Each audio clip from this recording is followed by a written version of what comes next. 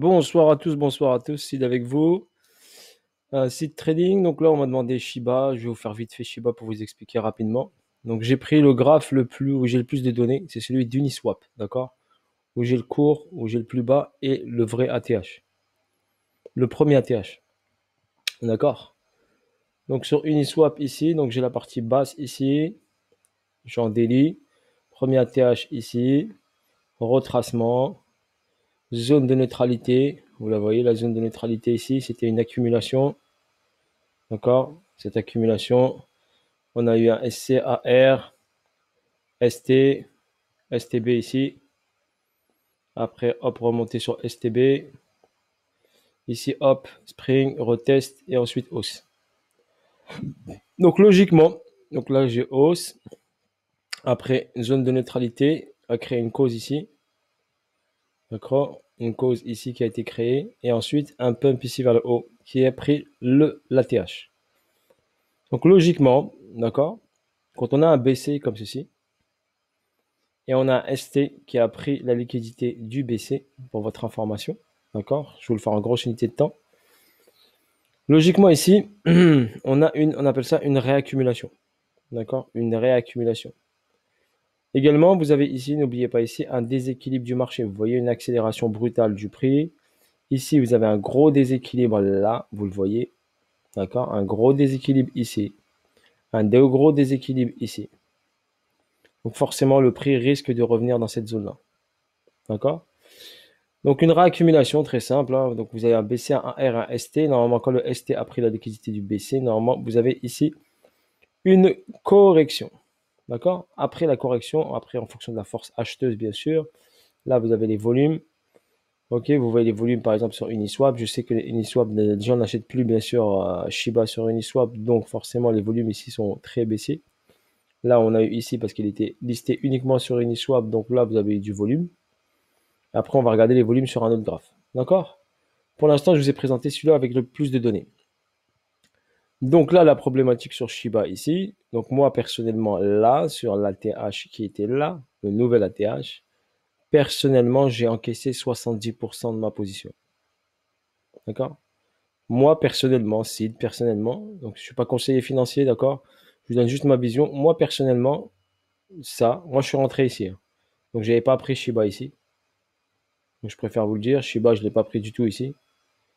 Car j'ai eu l'information, mais j'y croyais pas trop, shitcoin, après j'ai zappé l'information, et après j'ai vu le pump, mais bon, c'était trop tard. Moi, quand je vois un pump comme ça, je rentre pas, hein. Bien sûr, je rentre pas dans une accélération haussière comme ceci. J'attends toujours une correction, et je sais analyser un graphe. Donc là, vous avez le pump ici en mai 2021, et il est revenu ici en zone d'équilibre en mai 2021. Donc pump le 7 mai, retour ici le 20 mai. Vous imaginez, hausse, baisse en 10 jours. Et là, vous avez une zone de neutralité. Et là, vous avez une hausse et une explosion. Ici, je suis rentré là sur le spring ici. D'accord? Bien sûr, j'avais partagé ça avec quelques personnes qui étaient dans mon groupe, qui j'avais dit, vous pouvez acheter Shiba. Il y en a qui l'ont acheté. Ils ont fait leur plus-value. Donc la hausse ici, clac, clac, clac. Et hop, c'est monté. Et moi, j'ai encaissé ici 70% de ma position. J'ai gardé 30%. Ok, j'ai gardé 30% en portefeuille. On ne sait jamais. Et ces 30% que j'ai gardés, je les ai stackés. Pour votre information, ils sont stackés et ils tournent. 70%. Pour moi, ils sont encaissés, ils sont en stablecoin, ça y est, c'est fait. Maintenant, je vais observer ce qui se passe. Pour l'instant, j'ai un gros rejet ici. On va aller en H1 pour vous montrer. Donc là, sur Uniswap, là, j'ai un gros rejet. Ok, j'aime pas trop le graphe sur Uniswap, mais ça m'a donné l'information de la THC qui était le plus important. Je vais aller ici sur un autre graphe ici de Shiba. Voilà, celui-ci ici. Donc on a eu ici cet ATH là. On peut aller ici en 15 minutes. Donc j'ai eu ici cette hausse ici, cet ATH effectué, ce retracement qui m'a donné ici un premier signal de baisse. Ok, avec ici un test sur niveau clé, une hausse ici, voilà, et après une chute ici qui est venue à ce niveau-là, bien précisément, dans cette zone-là. Ok, donc là j'ai une baisse, moi pour moi, on a enclenché pour moi un retournement de tendance. Pour votre information, pour moi, ça me donne une information comme quoi le prix va se retourner. Ok, je peux vous donner juste cette information-là. Pour moi, le prix va se retourner, donc il va corriger. D'accord? Voilà. Ce que je peux vous donner comme information sur Shiba. Donc faites attention à vos positions.